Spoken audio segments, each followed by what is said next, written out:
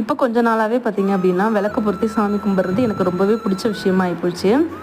இதுக்கு முன்னாடி இதை பெரிய இன்ட்ரெஸ்டிங்கான விஷயமா பண்ண மாட்டேன். நிறைய பேர் கேட்குவீங்க, இது ஒரு விஷயமா அப்படின்னு சொல்லிட்டு, எப்போதும் பண்ணுறது தானே வீட்டில் அப்படின்னு சொல்லிட்டு நான் இதை பெரிய விஷயமா எடுத்துக்கிட்டு இன்ட்ரெஸ்ட்டாக பண்ணதே கிடையாது. இப்போ ரீசெண்ட் டேஸாக நிறைய விஷயங்கள் நம்மளும் கற்றுக்கணும், நிறைய விஷயங்கள் கரெக்டாக பண்ணணும், ப்ராப்பராக பண்ணணும் அப்படின்னு சொல்லி கற்றுக்க ஆரம்பிச்சிருக்கேன்.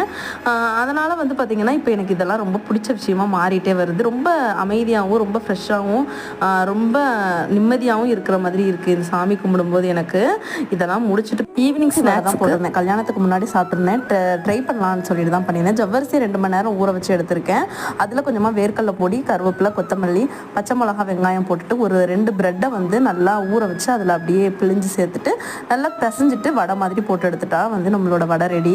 இதை கொஞ்சமாக சட்னி வச்சு சர்வ் பண்ணும்போது டேஸ்ட்டு சூப்பராக இருந்தது.